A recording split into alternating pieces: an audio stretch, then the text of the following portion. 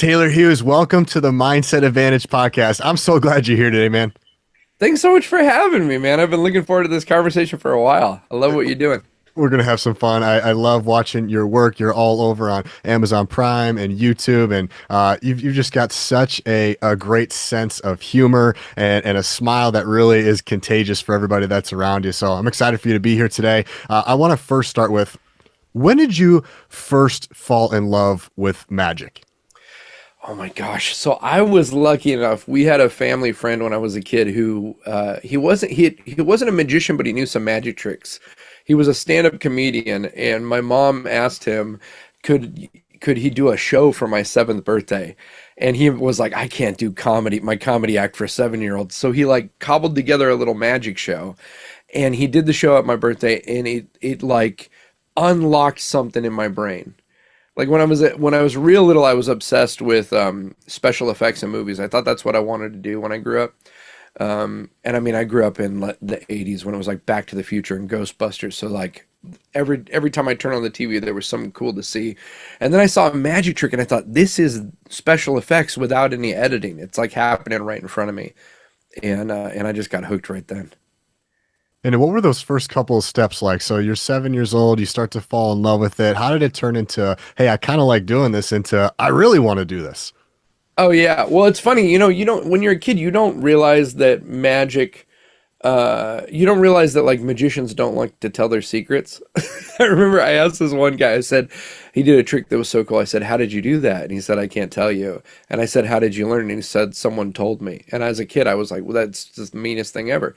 So I went to the library because this was like pre-YouTube. So the only way I knew to find stuff was to go to the library, and I found out that there was this section of books in every library in the country. I'll tell you right now, if anyone wants to go, it's section 793.8. But if you go there, section 793.8, you will find all the secrets to every magic trick you ever wanted to learn. And I just borrowed every book from every library near us. A couple of them I didn't give back. I'm shameful to say that now, but as a kid, I was like, I don't want anyone else knowing these secrets.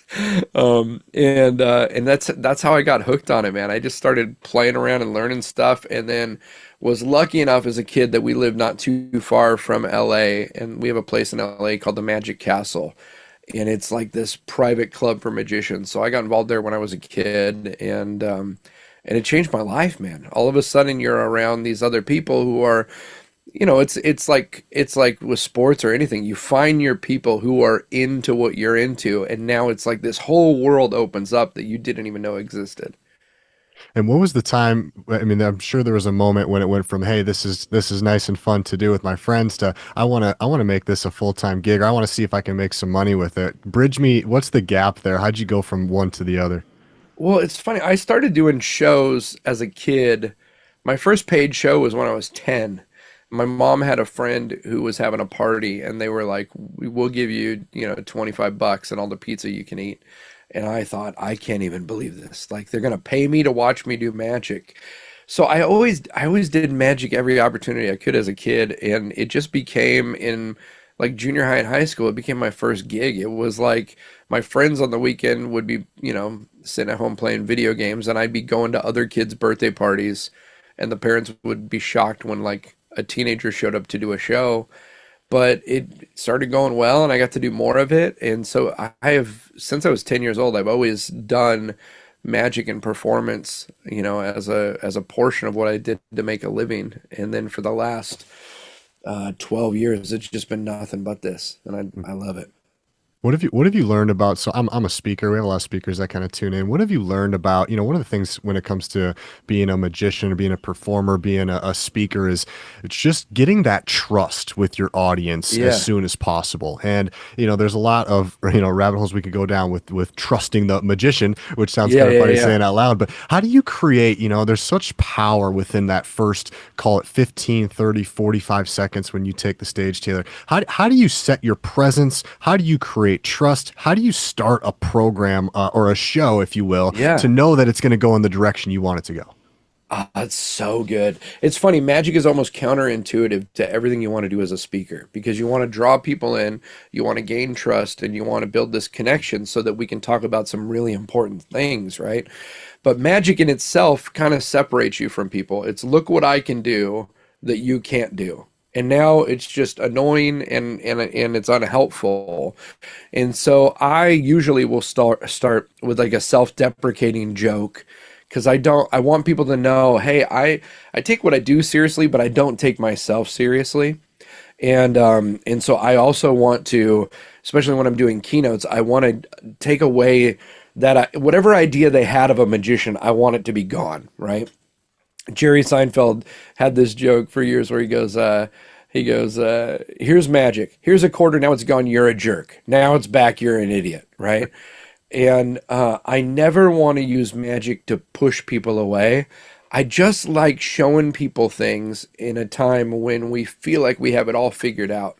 If I can show you something you don't understand for a brief second, it like opens our minds up in a new way where we go like, maybe I don't have leadership all figured out. Maybe I don't have business all figured out. Maybe I don't have my personal life all figured out. And that's when we can get to the good stuff. So I usually out the gate will make a joke like, my parents bought me a magic kit when I was 7, and I asked my mom recently, did she know the impact that was going to have on my life and my career? And she said, no, we would have got you a doctor's kit. And it's silly, but it tells people this is going to be fun, and this guy is not taking himself too seriously. He's not trying to make me look foolish, because that's the last thing I want, especially in a corporate spaces.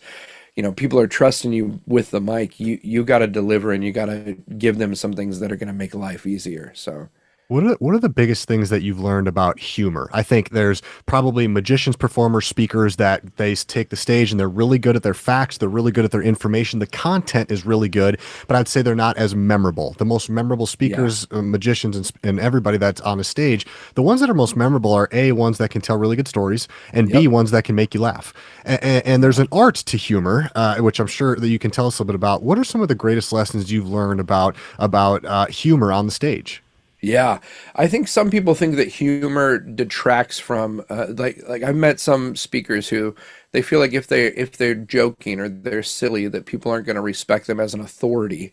But the truth is everybody has funny moments throughout their day, all day long. Laughter is a part of life.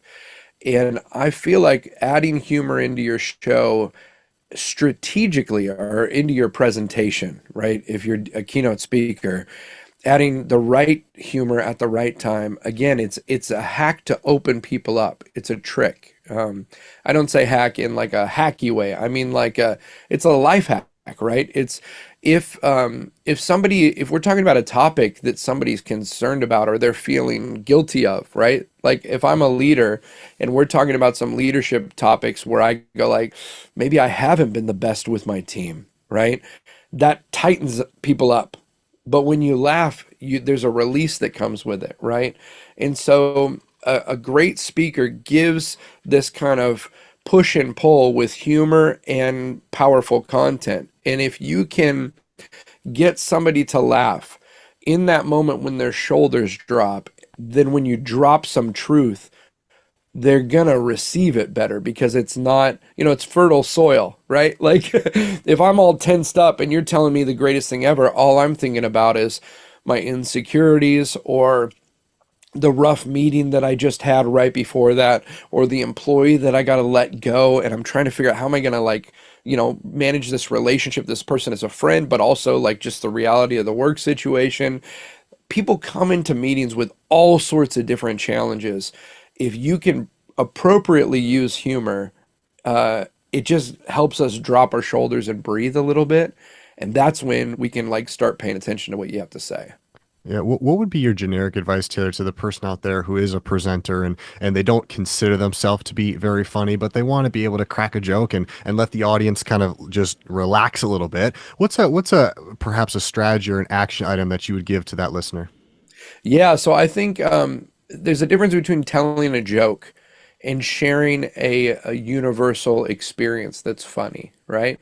And so some people go like, "Well, I'm not a joke teller," but you can tell a story. And if you can think through moments in your life, sometimes it's hard to sit down and to write something funny. It's really easy to write down something funny that happened. And so the difference between one of the differences between comedians and just people who aren't known as being funny is they remember and they recognize. It's pattern recognition, right? So they recognize the funny things that happen and they write them down. And so throughout your day today, without you even planning it, you're going to laugh probably 3 or 4 or 5 times at something that made you giggle. And it could be something silly that you did, like self-deprecating humor is a great way to connect with people because, again, it tells us that, hey, we can talk about really important stuff, but also I'm not here trying to like position myself as someone I'm not, right? And if you can say something relatable that's funny, then I go like, oh, they've experienced what I've experienced. Maybe they have some information that could be helpful for me. Does that make sense? Totally. So yeah, I think not trying to. A lot of people think that to add humor into your talk is to be like, well, let me start with a funny joke I heard. You don't need to do that. You don't need to do that. You don't need to pull out greeting cards that you found. I've seen speakers pull out greeting cards they found and like, look at this greeting card. Isn't that hilarious? Now I want to talk to you about organizational leadership. It's like, it doesn't have anything to do with what we're talking about, right? But if you can share something funny that happened on the Uber that day, right? Or you were doing a talk the other day and someone's phone went off and you were getting so frustrated and then you realized it was your phone. Like we've all been in that situation, right? It humanizes you in a way where we go like, yeah, we're all connected, we're all related. It's an easy way to add in humor without feeling like you got to try to pretend to be a stand-up comedian if that's not your bent. Yeah, I really like, Taylor, the distinction between telling a joke versus just telling the story, and the story will bring Yeah. laughter versus having something that's more recited and written down. So that begs me to wonder. I'm so curious about the art of storytelling. I think it is Yeah. just something that when people are good storytellers, I was just around one yesterday, a speaker downtown here in Minneapolis, and it was one of those where you're on the edge of your seat and you just want to hear Yeah. more. And as an audience member, time disappears. You're like, I don't even know where I am or what time it is because you're so locked into this story. So I'd Hmm. love to hear from your, 3,000 shows, been doing this for a long time. What are Yeah. some of the keys to telling a magnificent, unforgettable story? Oh my goodness. This is my favorite thing in the world to talk about. And Fantastic. I mean my YouTube channel is basically just this. It's just talking about storytelling because it's changed my life. My wife, one day we were coming home from a party, and at the time I was doing magic full time, I was doing comedy full time, but I wasn't doing anything that was personal, right? It was funny stories and jokes, but it wasn't about us and our experience. And then we were at a party and we were all sitting around sharing stories around a campfire. And we got in the car and we're driving home after this great night with some friends. And my wife goes, why don't you do that on stage? And I went, oh. And I sat down and I wrote a personal story that didn't have a trick attached to it, that, had funny moments, but wasn't like a setup punchline thing. And I told it on stage at the next show, and people leaned in a different way, right? There is something about telling stories. First of all, the minute someone starts to tell a story, we want to hear the end of it. I remember years ago I used to do, and you cannot hire me to do this anymore. But I was like the guy that would do like strolling magic at like a wedding reception or at a corporate event, right? And I always thought it was funny, this idea of like, I'm going to interrupt you having a conversation with the hopes that I'll give you a better experience than the one you're already having. But I noticed something about storytelling there. It's like if I was doing a trick for someone and their best friend in the world walked up, they'd be like, oh my gosh. And they'd turn to me and say, I'm so sorry. My best friend just walked in the room, right? And that would be the end of our interaction. But if I was telling someone a story and their best friend in the world walked up, they would say, oh my gosh, come here. Hey, Taylor, tell Terry what you were just telling me. People can't handle not hearing the end of a good story with a hook. And so if you're a communicator of any kind, whether it's one-on-one in a coaching setting, whether it's on stage in front of thousands of people, whether it's just in your everyday interactions and relationships, the more you can connect with how to tell a story that is concise and powerful, people will connect with you in an unbelievable way. So a basic like overview of how to tell a good story uh, is we want a story that's transformative, right? We want a story that is, I know when you set it up that it's headed somewhere. All we want to know is that this is going somewhere and it's going to end soon, right? So a great story is think of a moment in your life when something happened that was interesting or funny or embarrassing or challenging, or you felt victory or you felt failure. Take one of those moments, write about that, and then come over here and write what was life like before that thing happened. And then go over here and write what was life like after that thing happened. So maybe it's, I thought I wanted to join the team, right? I joined the team, and whatever happened when you were on the team, and I met my best friend. So this is what I thought I wanted. I got what I thought I wanted, and I walked away with something so much better than what I thought I wanted, right? That's a good story. And every great story has a universal aspect to it. So it's terrible stories are just people talking about themselves. And this happens all day, every day. Well, I went to the store and I was supposed to pick up milk, but they didn't have the milk that I liked. And so I went to this other store, and do you know that they had on sale? And you're just like, why are you telling me this? Right? This doesn't have anything to do with anything.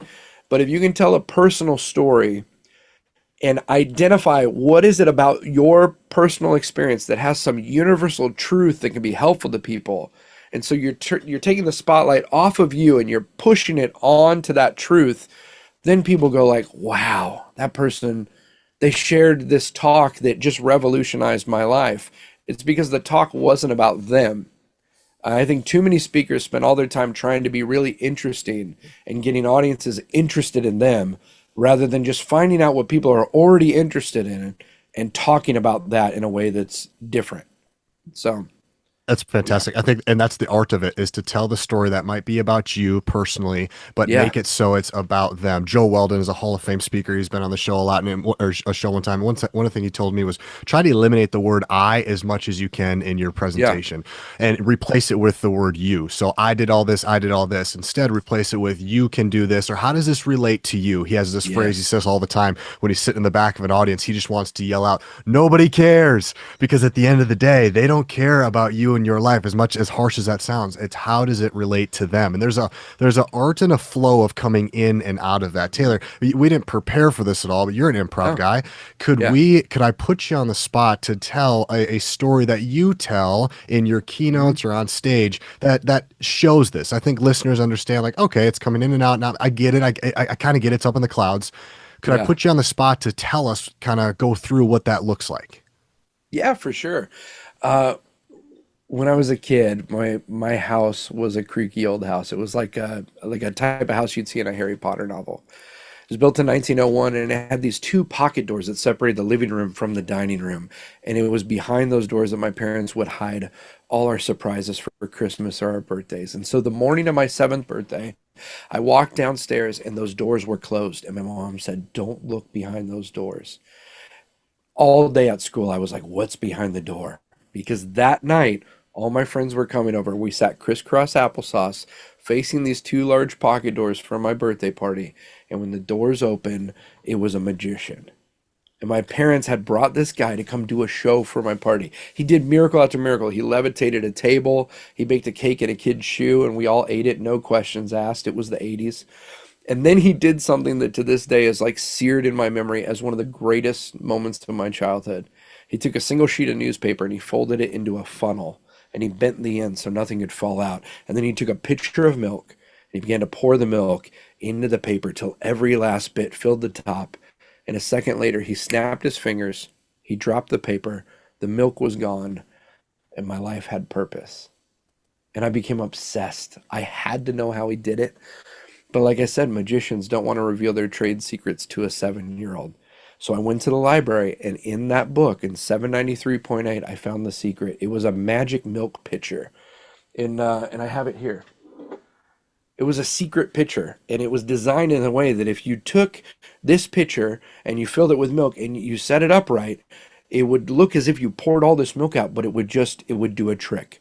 And so I wanted one, but in the 80s there was one guy that made them, and they were $375, which might as well have been $1 million. So I gave up on the idea.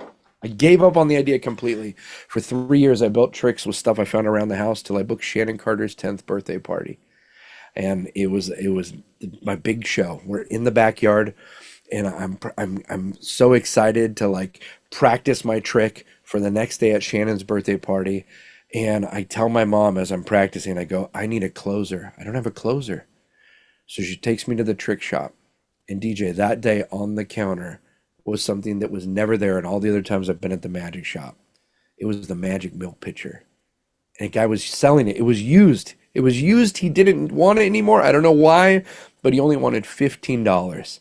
So I took it home. I practiced it in the backyard. It worked fantastic. The next day, we're at Shannon's house. I'm in the gazebo. I'm set up. I start the show. It's going great. You ever have a moment where you go from being like really nervous to being overconfident? Because all of a sudden, I felt something come over me. I took two bunnies, I put them in my hand, foam bunnies, and when I opened it, 15 bunnies.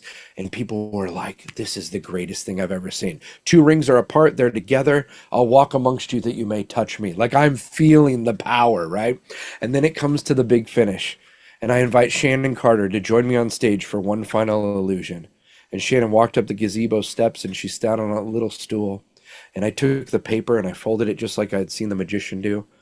And I took the milk and I held it up and I looked at Shannon and I said, I hope you remember this for the rest of your life.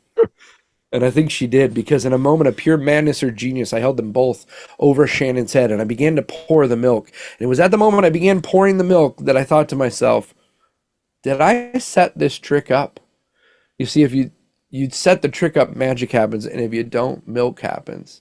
And in half a second, I dumped an entire half-gallon of milk all over Shannon Carter. Pandemonium ensued. Kids are freaking out. They're screaming. Where are the towels? The parents want to know. My friend Cody Wills was sitting right over here. He had chugged a Capri Sun, did the biggest spit take the world's ever seen. So now I'm covered in juice and she's covered in milk. And then everyone got quiet. You know the quiet. Because they wanted to know, what was Shannon going to do? And while she had every right to be angry, she just laughed. And it was a 10-year-old kid who taught me that life is so much better when you take what you do seriously, but you don't take yourself too seriously. And we've been talking at this conference about a lot of really important things, but if we're not careful, when we walk out of this door, we're going to not take these things seriously, and we're going to take ourselves too seriously. We're going to worry about our ego and what people think about us, and what are they going to say if we actually try to live life differently. But the choice is ours. We get to make that decision, and that can lead to a shift that'll change other people's lives. So that's a that's a random little story that's very much about something that happened to me, right? But I can take that story and share it in a way that I know that story connects with people, and then I can put the spotlight on whatever it is we're talking about that day, right? I used to think I had to customize everything, that I had to write a whole new speech for every keynote that I did. And then what I realized is I have these stories that I've worked on that I know connect with people. And the real power of a keynote is being able to take the stories you know you can deliver on and transition and weave between them in a way where it feels to the audience as though this is designed for our conference theme. But you know, going in the gate, it's going to provide what's needed. So What I love, thank you for doing that on the spot. What I love about watching some of your work on Amazon Prime, and we'll put this all in the show notes, you guys, because it is really, really good, entertaining, and you get to see like poetry in motion, especially if you're a presenter. You get to see you, and yeah, you kind of see what he's doing. He's balancing a lot of different things, literally and figuratively. But it's one of the things I think is so great is that, Taylor, you do such a phenomenal job at telling stories in a quick manner. So for you, mm, you're telling a story, you're keeping the yeah, crowd's attention, and then you're doing a magic trick on top of that. And also, you have 5 or 6 more of those that you're going to try to get in within the hour or the 45 minutes that you have with the group. So I think it's a major skill. I don't want to skip over this because it's something I'm Mm, curious about from your standpoint. You're able to tell that story right there, and I don't know, I didn't yeah, clock you, but maybe, I don't know, 3 to 4 minutes. yeah, Whereas some people, the mistake that some leaders could make is that 3 to 4 minute story takes 12 or 14 minutes and you go, man, you lost me at minute 6. What's yeah. the advice or the strategy for you to be able to get all those stories in such a finite amount of time? Because you're gonna tell 5 or 6 or more of those when you're doing your Yeah. keynotes and doing your shows. What's the key to make sure that it's tight enough but it still has a punch? Yeah, that's great. I practice writing out my stories for different time lengths. So that story right there, I did a version of it on my first special, which is on Amazon Prime. I think on there it's probably a 6 minute long story. But what I like to do is two things. When you're writing a story, it's like when people used to write blog posts a lot, and you would tag your blog posts and you would say, this story is about forgiveness and friendship and resilience and encouragement, right? That one story can hit a lot of different things. So when you're writing your stories, think about what can that story fit into a topic of, right? And that way, when you get asked to do a leadership talk, you go like, great, I don't have to write 6 stories on leadership. I have to find which of my 6 stories lean into this topic. And then as far as being able to tell them concisely, I think really good storytellers can tell a story in 1 minute or they can tell it in 5 minutes. And it depends on the environment and where you're at. If you're in a large room and you're doing laughter, you need to allow time for the laughter to travel to the back of the room, right? And so sometimes stories get longer, and in the context of an hour long keynote, that's fine. But if you had 90 seconds to share your story with someone, what would you say? One of the best ways to do this currently for me is to take a long story, literally videotape myself telling it, and then go on my computer and go like, I got to fit this all into 90 seconds. Give yourself that, like, literally edit video of you telling that story down to a certain time, and it's amazing how you'll find out what's not necessary in certain contexts. So even now when I'm doing Instagram reels or I'm posting stuff on YouTube shorts, I'll take a long form video and go like, how can I condense this big topic down into a short bite-sized version that if people like, they can go watch the whole thing. But if they've only got 90 seconds, here's a version of it. It sounds like you put a tremendous amount of value in preparation, as do I. I think the Yeah. separation is in preparation, and I'm so big on, for most athletes that I work with, if you're feeling nervous, it's probably there's a gap in some sort of preparation. I know for me when Yeah. I'm on stage, if I'm feeling nervous, well, there's a lot of reasons. It's one because I care, I want to do well, but some of it's because hey, you're just not prepared. What Right. is the high level elite preparation look like for Taylor Hughes? What does that process look like? And Mm. perhaps how can we take your process and how can some leaders and presenters kind of copy it or make it into their own? Yeah, that's so good. I want to make sure I clarify here that preparation doesn't mean that I stick to what I had planned. I love improv. I've studied improv comedy for years. I've done improv outside of the work that I do. One of the things people don't realize about improvisers is that they have an immense knowledge of pop culture and what's happening and what's relevant and the song that just came on the radio that everyone's talking about. And so because they have all of this information inside them, they can pull it up in a second. And it seems like, how did they do that? It's because they spent time studying and being aware and researching. And it's the same thing in a corporate setting. I will spend hours and hours and hours writing stories that I know connect with people. And then I will spend more time when I get asked to do a conference looking at what do I feel like going into this is the best thing for that moment. However, because I've prepared and I know what I'm going to get up and say, that makes me really relaxed when I'm in the room. And so what's great is a good speaker, I think, won't just go like, well, I planned 3 weeks ago what I'm going to talk about. they will be in the room listening to the person before them. And if somebody says something on that stage and I go, oh, wow, I have a better transition out of this into what I was going to do, I will do it. I have no problem changing on the fly. Do you For have an me, example of that would be easy to tell? yeah, yeah, yeah. So like, Where in the middle you transition just based off the feedback? Do you have a story? yeah, for sure. I was doing a major donor fundraiser for a medical missions boat. Basically, what they did is they decommission cruise ships and they turn them into hospitals.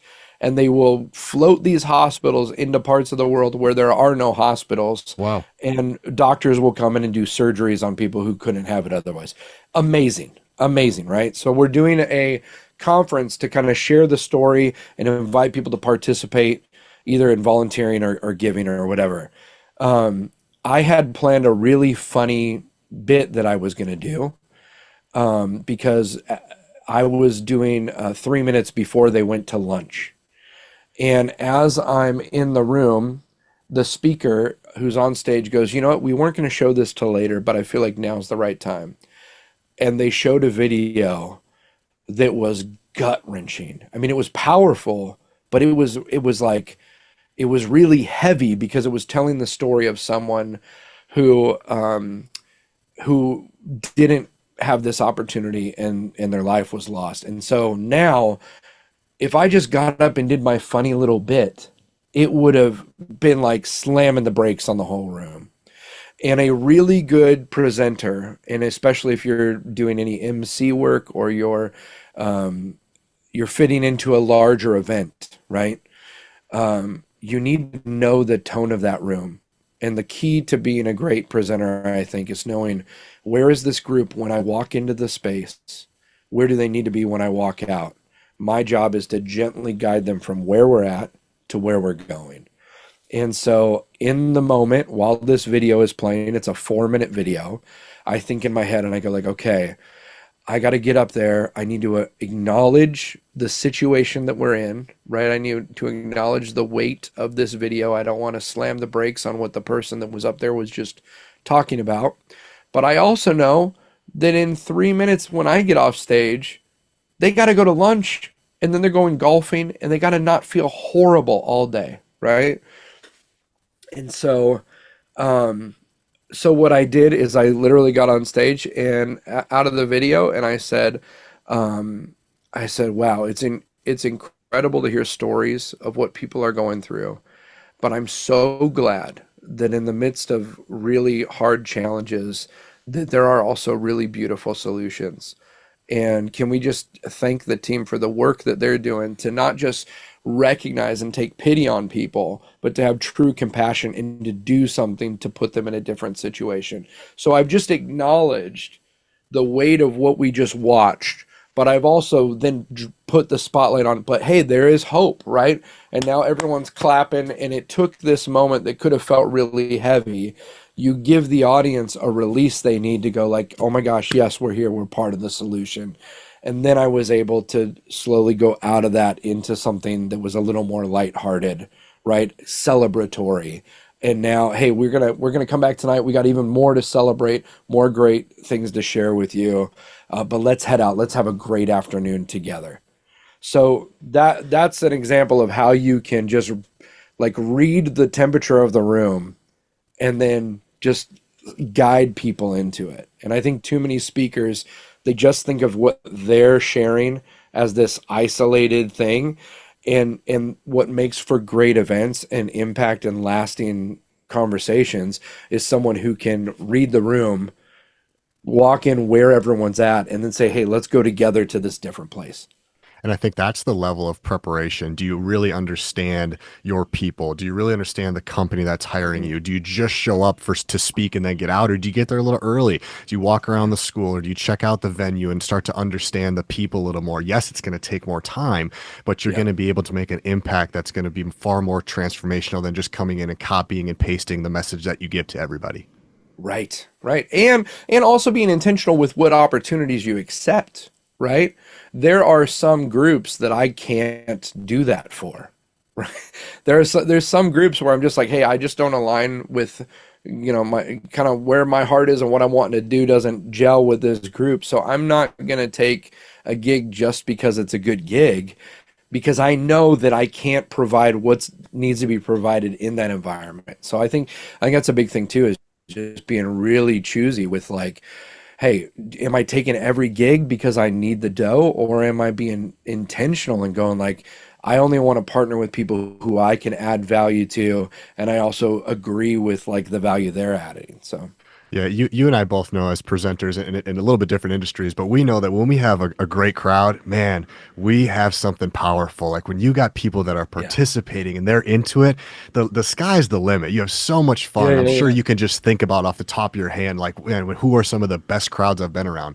But I'd be really curious on how do you deal with a crowd that's maybe the bottom five? They are a tough crowd. Perhaps you're not getting the laughs you wanted to get. Perhaps you're not getting even the participation that you were Yeah, hoping yeah, for. yeah. What are your strategies to overcome a tough crowd?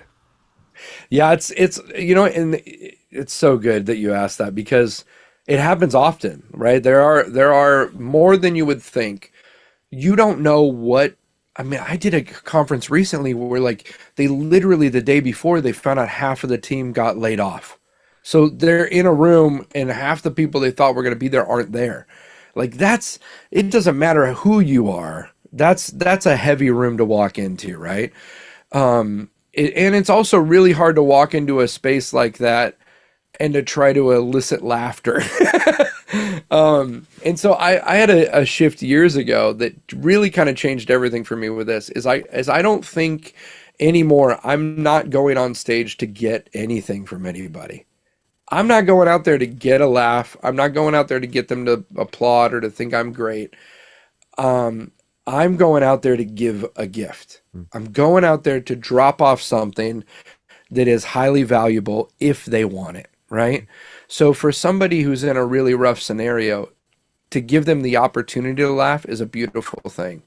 Now, if I put the pressure on myself that if they don't laugh, then what I did wasn't valuable, well, then it's always going to be a bad gig, right? But I use this example all the time. If you told me, hey, I gotta go ring the doorbell on my neighbor's house, and when they answer the door, I gotta give them a subpoena for a court appearance. I'd be like, I don't want to do that, right? Because I'd be going there to take something from them. But if you told me, hey, yeah, somebody just left this guy 10 grand, he doesn't know. Do you want to go tell him? Yeah, I want to go give him $10,000, right? And so I approach every audience now with that intention that I'm just going out there to give a gift, right? How someone receives the gift that you give has nothing to do with you, and oftentimes has everything to do with what else is going on in their life, right? And I I've thought about times I've been places and I've been in a really bad mood, and on the way home I think about something someone said and I go, "You know what? That guy was right." Right? So if we're as speakers just going out there trying to get people to applaud for us, my buddy Bob goes like, if you want applause, join the circus, right? But if you want to make a difference, then give yourself a break and quit feeling like if they don't respond the way you want them to, that it wasn't valuable, right? Because I wrote a book on misdirection and manipulation. I can manipulate a crowd if I want to. But I don't want to, I don't, and it's like guys who are like, I get a standing ovation every talk. No, you don't. And if you did, you asked for it, right? Like, um, I'm not there trying to get a reaction from people. I'm just trying to share something with them that might be helpful. And if you realize that's what you're doing, you don't ever have to worry about the crowd. Taylor, I had last week, I had Coach Aaron Mansfield on the podcast. He's the head Yeah, volleyball coach at the University of Oklahoma. I closed down the episode by asking him, what's the greatest piece of advice that a coach has ever given you, specifically for coaches? And he said, the piece of advice that's changed my life is not just for coaching, it's for parents and any sort of leader out there. And I think it really coincides with what you're talking about. He said, with athletes, speaking in his industry, his arena, yeah, if they're rolling their eyes, giving you bad attitude, showing up late, they're yeah. they're not they're not giving you a hard time. Right. They're having a hard time. And So that distinction, Taylor, opened my eyes to be like, holy cow. So if yeah, they're giving you attitude, rolling your eyes, they're not giving you a hard time. It's not about you. It's don't take it personal. It's yeah, maybe they're having a hard time. And yeah, so the next layer to that was he said, you know, Taylor, I'm not saying I excuse the behavior. I don't excuse the rolled eyes. I don't excuse you guys showing up late. I don't excuse you to be a disrespectful crowd member at my magic show. You know, yeah. I'm not cool with that. But if I don't take it personally, and instead I'm a little bit more curious and I ask questions about, hey, you know, is everything okay? Where is this coming from? What's Yeah. going on in your life? Can we just take a pause for a second? He said that really solves a lot of issues. That distinction was huge for me. That's so good. That's so good. You know, and we see this all the time in the entertainment side of my world. Like, you know, comedians that will be like, "You guys are, what's wrong with you guys? Are you like, this worked great last night?" It's like, oh, like they they're communicating something to you, right? And I just think we have to remind ourselves. Sometimes we go in there and we're like, "Oh, how does this affect me?" And it's just a good reminder that like life is hard, right? Life is beautiful, it's wonderful, and it's also really tough. And statistically, half of those people are walking into that room and they're struggling with some sort of relationship issue, right? A majority of those people are living month to month, or they're just trying to figure out how to pay the bills. Some of them just found out that their kid has been making some decisions that they're like, oh man, I really hope this doesn't affect their whole life. And if you can remind yourself that you're not just throwing things out into the ether and hoping you get applause, but that you're speaking to humans who woke up today and for some of them are just like, gosh, this is tough. What can you leave them with that might make life a little easier? It just, for me, it takes the pressure off of me being someone who has to perform, and instead is just like, you're not there to perform, you're there to deliver. Like, just give them something, give them some bit of hope, because that's what we need, you know? That's what I was going to ask was if you know that, you know, percentage wise, let's say half of the crowd is, let's say everybody's dealing Yeah. with something. It's Yeah. just the spectrum, right? So Right. no, if you know that going into an environment, Taylor, how do you use that to your advantage? Like if I know that instead of just letting it sit there, how can I use that for me versus letting it be a disadvantage? Yeah, I mean, I think having moments in your talk where you address it, right? So many leadership keynotes are so like up and to the right. Everything is like it's gonna be great and we're gonna do this, and it's like, I mean, I worked with a team recently who their challenge wasn't delivering. Like they had done more. This company had been around for 80 years, and this team had produced higher results than any time in the history of the company, right? I don't need to go in there and talk to them about how to do better. I need to go in there and talk to them about like how do you celebrate a victory in an environment that is constantly forcing you to do better next time? Like literally, if you do better next time, you're breaking a record that's never been broken before, you know? So I think if we don't acknowledge where people are at, it's really hard. I mean, I'm sure you've had to go to uh, an event and you're like walking in there because your attendance was mandatory. Maybe it was a family obligation. Maybe it's your nephew had a choir concert and you're sitting there and all you can think about is the rough thing you're dealing with.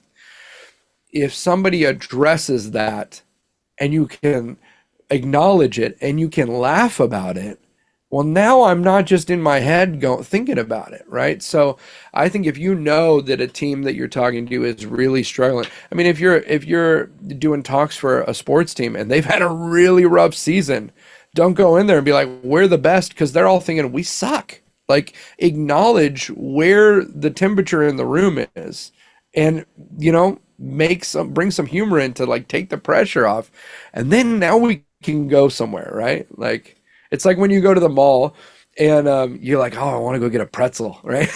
And you've never been to this mall before. And so what do? You find the directory and you go, there's the pretzel. But then you got to go, where am I at? And I think so often speakers are just like, let's go toward the thing we want to get to.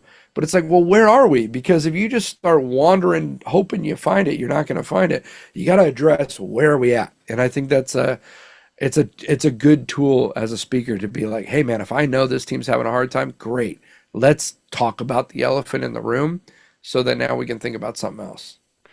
Taylor, what do my listeners need to know about spotting and avoiding manipulation in our lives? Oh my gosh, man. I wrote a book. It's funny. I wrote a book that I'm very proud of this book, and I think that it can help a lot of people.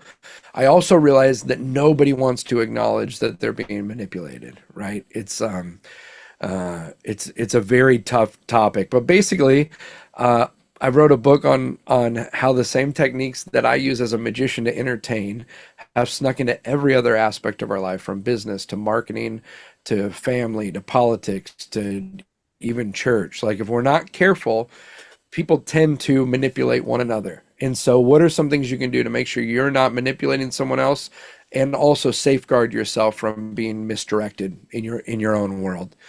And that book is not a book about what you should be doing differently. It's just a book about questions, big questions to ask. I think the one way to avoid being manipulated or misdirected is just to ask big questions, you know?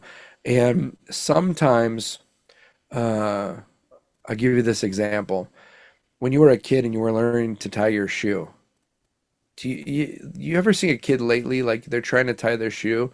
The level of intention and focus and every move is deliberate, right? That's how it is when we're learning about something. We're intentional, we're deliberate, we're focused. And then at a certain point, you stopped thinking about tying your shoes. Today, you put your shoes on, you were probably taking an email and listening to a podcast and, like, you know what I mean? Planning your day while you were just tying your shoes. Because at a certain point, you took the concept of tying shoes out of the bucket of things you need to learn about and you put it into, I already know. And the danger is that we do that with everything in life. And when we stop asking questions, that's when we can get off track.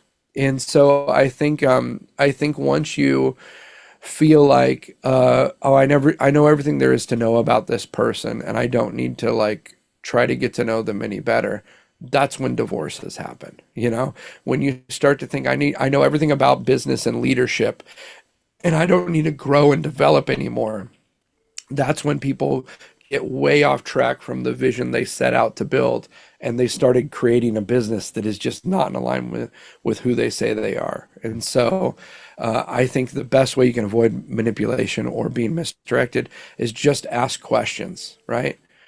Like, why are we doing what we're doing? I know we say our business exists to do this, but is what we do line up with what we say we're about? Because if we constantly say we're about this, but our employees are experiencing something totally different, then we've misdirected ourselves, right? And we're actively manipulating people because we call ourselves a team and a family and a community, and yet we're creating an environment that by its very nature is abusive. So big questions all the time. That's the way to go. I find this topic so fascinating, and I would love to hear. And I think it's specifically even more fascinating coming from a magician who is Mm, one of your job is to deceive and manipulate people in a certain way, and I mean that totally yeah. respectfully, of course. So, from your point of view, knowing what you know about deception, what you know about manipulation, what should people listening, what should they kind of, I don't know, keep an eyebrow up when it comes to maybe it's dating somebody, maybe it's partnering with somebody on a business deal, maybe it's a teammate. Like, what are some things that knowing what you know from your side of the curtain, what should we know when it comes to deception and manipulation when it comes to other people? Is there any just nuggets, piece of advice, or action items that you'd want people to go do or take care of? Yeah, I think having conversations with other people around, especially if we're talking about relationships, I know what I want as an individual. You know what you want as an individual. What do we want as this team or as this couple or as this, community? When I was younger, I was coaching some young guys, and it was supposed to be like a mentorship group. And every week we'd get together and they'd be like just making fun of each other nonstop, to the point where it wasn't just like guys like being guys. It was like dude, nobody feels comfortable in this environment, you know? And literally, we had to sit down and have a conversation and go like, what do we want this experience to be about? You know, like we want people to feel open when they come in here. We want them to feel welcome. We want to be able to talk about issues that are important to us. Great. Is what we're doing when we walk in here helping that to exist? And if it's not, then we need to make some changes. And I think you talk to couples who are like, "Oh, we just don't see eye to eye anymore." Well, when was the last time you talked about what you both are wanting and dreaming and believing for, you know? Or business partnerships where it's you started off because it sounded like a good idea, but now you're going different directions and no one's talking about the fact that you're going different directions, right? And maybe that's a good thing. Maybe like not everything has to exist forever. Maybe there's a reason why, you know, this at a certain point partnering with somebody in business was really great, but now you both have different trajectories. Acknowledge that, shift the relationship so that it supports each of you being individuals and maintaining some level of friendship in business. So I think a lot of times we just don't talk about the stuff that's going on. Or question it. I think, like you said, asking Yeah. questions. You know, as a magician, Taylor, are you ever surprised by the how easy it is to deceive and manipulate people? Like, does it ever get to a point where you're like, "Geez, you guys, I mean, really, I can just manipulate and move this crowd however I want." I mean, is that ever surprising to you of how easy people are manipulated? I think not in the magic sense, Okay, because when you buy a ticket to a magic show, you're signing up for sure, that, right? sure. What amazes me is when people experience that in other parts of their life, where because and I think that's part of the deal is you're a little more on guard at a magic show, right? It's actually harder to manipulate people in a theatrical setting where you said, I'm a magician and I'm going to shock and amaze and surprise you. People are looking for that. People aren't looking for that when they sit in a pew on Sunday morning or they go to the boardroom for their office job on Tuesday, right? So I think that that's the part that surprises me is how we just disconnect that part of our brain in certain environments, right? And you know, my wife and I, we have a beautiful relationship, and we got two kids that are amazing. Like our family is great. I I credit all of that to like our communication on the regular of going like, hey, is this what like how we want to do it? Like just because we've always done it this way doesn't mean that's serving us for, you know, being parents of teenagers. Like constantly having conversation is really important. And like I said, asking, auditing yourself, right?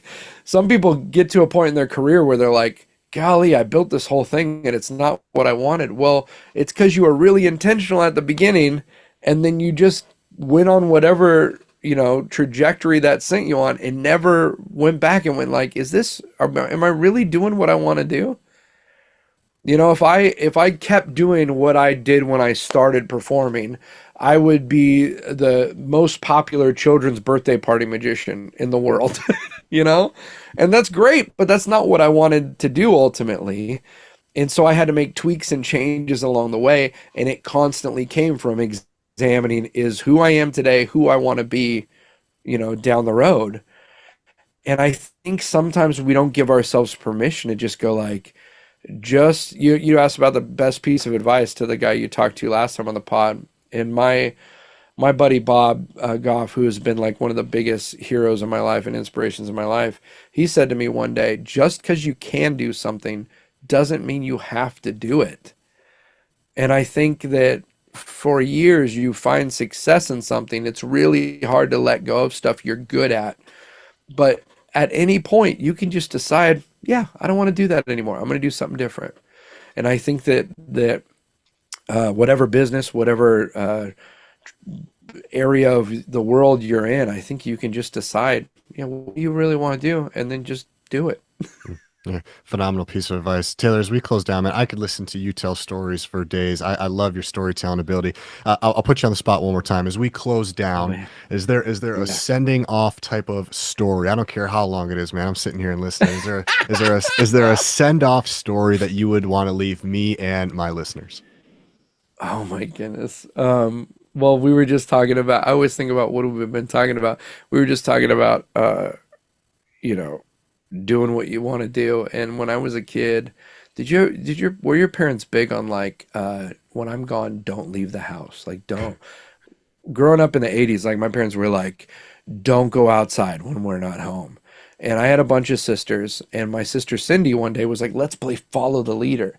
And I was like, okay. And so, she's in the living room and she followed the leader, and everyone's following her, and she do a stupid little dance and we do a stupid little dance, and then she'd raise her roof like this and we'd raise the roof. We're just walking around the living room, all of us. And then she opened the front door and walked out the front door. And my mom had said, do not go outside when I'm not home. And I was like, oh, she's not going to do it. But she did it.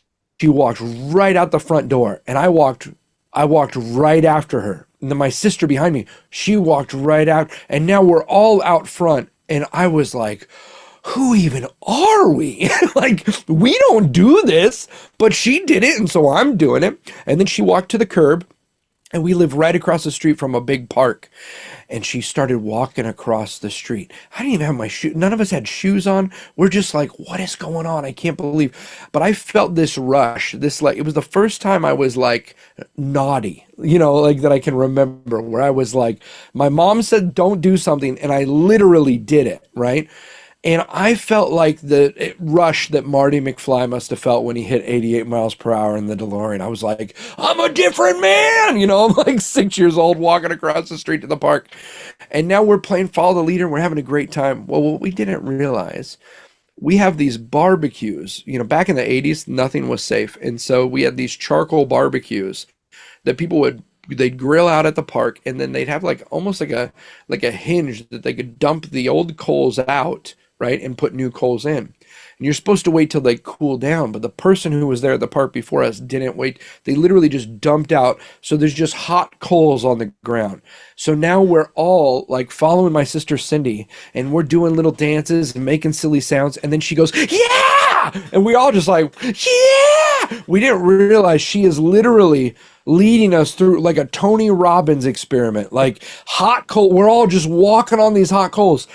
And I destroyed my feet. My sisters and I were like terrified. Like, we're at the park. We see our mom pulling up in the van, and we're like, oh my gosh, what are we gonna do? We literally have our feet in the drinking fountain trying to cool them off, all the blisters. And it makes me think, it makes me think about that story when we talk about misdirection, how easy it is to just go, well, I'm just going to follow this person. And I'm sure they're not going to do, even my sister walking through those hot coals, she had no ill intent, right? She just wasn't paying attention, and she led us somewhere that none of us would have ever wanted to be. And it ruined a lot of things because of that. And as leaders, as entrepreneurs, as coaches, if we're not careful, we can start following the wrong people. And even though some of those people may not have ill intent, but if we're not careful, like who you follow in this life, it determines where you're going to go. And so I think that if we can start getting good voices in our life, people who aren't just about building a platform and trying to get us to come along with it, but people who, I mean, like you, who are like, hey, I want to put some good stuff out in the world. I want to have these conversations, not just about how can we build something, but how can we build people up. I think we'll be in a better place because of it. So, Taylor, you're the man. What a great story. What a great place to end. How can my listeners best support you? oh my goodness, I'm on YouTube at Magic Storyteller, Instagram Magic Storyteller, and I gotta if you like clean comedy and magic, I've got three specials. I've got two on YouTube. I got one on Amazon Prime. You can watch them with your kids. You can watch them with your grandmother. Everyone's gonna laugh. No one's gonna feel bad afterward. And yeah, if there anything I can do to help, reach out to me. My very cryptic email is taylor@taylorhughes.com. And yeah, I just love what you're doing. Keep these conversations going, man. We all need encouragement and hope. And I like that you are able to get to the meat of like, something impacted somebody. what was it about that that made the difference? And the more we can get to that and just start passing that around, I think the world's going to be a better place. So, Cool, man. This was fun. I look forward to continuing this conversation and keeping in each other's lives. Thanks for taking the time. for sure, buddy.